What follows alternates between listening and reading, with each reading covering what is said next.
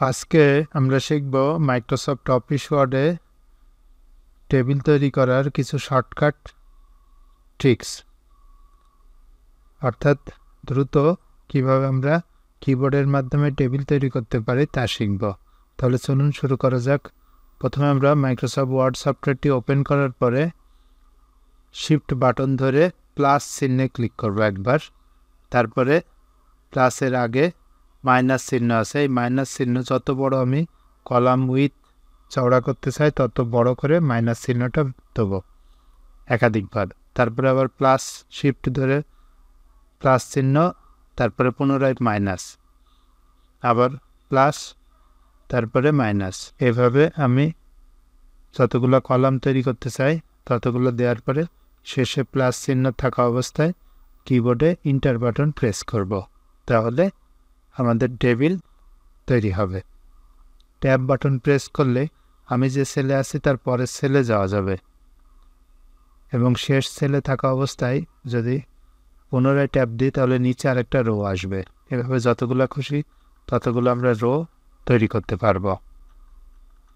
এবার আমি প্রথম রোতে নাম্বার দিচ্ছি যাতে আমরা সহজে বের করতে পারি।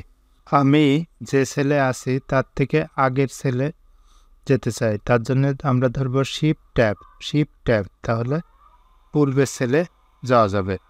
3 নম্বর রোর পরে আমরা নতুন একটা ব্ল্যাঙ্ক রো তৈরি করতে চাচ্ছি, তাহলে 3 লেখার শেষে কার্সার রাখার পরে কিবোর্ডে ইন্টার বাটন প্রেস করব। 5-এ যাচ্ছি, তাহলে 5-এ রাখার পরে ইন্টার বাটন প্রেস করলাম, তাহলে এইভাবে আমরা রো তৈরি করতে পারবো।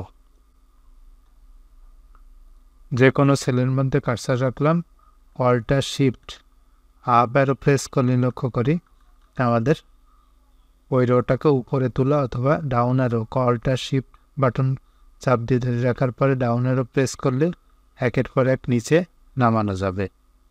আমার তৈরি করা রোটা যদি আমি মুছতে চাই মাউসের ডান বাটনে ক্লিক করব, তারপরে ডিলিট সেল, এখান থেকে ডিলিট এন্টায়ার রো।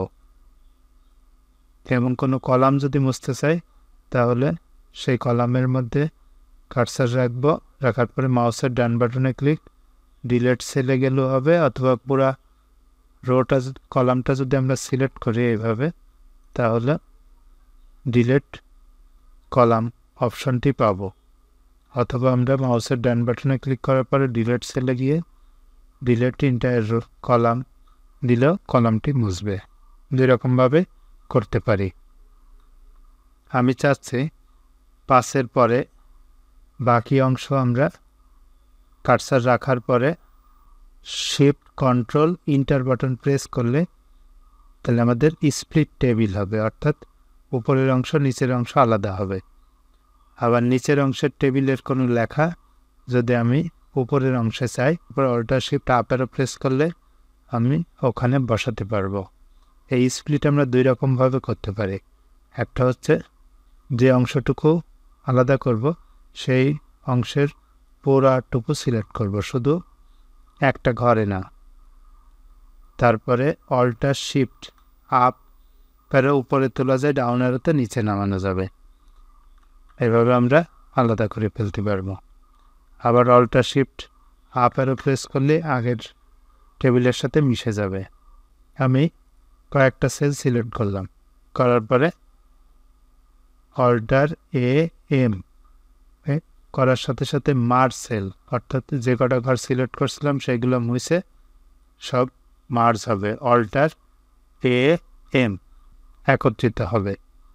আবার যে ঘরে কার্সার রাখবো অল্টার পি দিলে স্প্লিট সেল, এই খোপটাতে সেলে অথবা যতগুলো ঘর সেল সিলেক্ট করব সবগুলো ঘরে কয়টা কলাম কতগুলো রো করব লিখে দিয়ে ওকে করলে ততগুলো কলাম রোতে বিভক্ত হবে। বিশ্বজিৎ আইটি লেখার পরে মাউসের ডান বাটনে ক্লিক, টেক্সট ডিরেকশন আমরা সচরাচর লিখি বাম দিক থেকে ডান দিকে, উপর থেকে নিচে এইভাবে, অথবা নিচ থেকে উপরে লিখতে পারবো। মাউসের ডান বাটনে ক্লিক করে টেক্সট ডিরেকশন 3টা ডিজাইনের লেখা যায়। আমার এই চ্যানেলের টিউটোরিয়ালটি আপনাদের কেমন লাগছে তা কমেন্ট করে জানাবেন। লাইক, কমেন্ট এবং শেয়ার করতে ভুলবেন না। আমার এই চ্যানেলে নতুন হয়ে থাকলে অবশ্যই চ্যানেলটিকে সাবস্ক্রাইব করবেন। এতক্ষণ ভিডিওটি দেখার জন্য অসংখ্য ধন্যবাদ।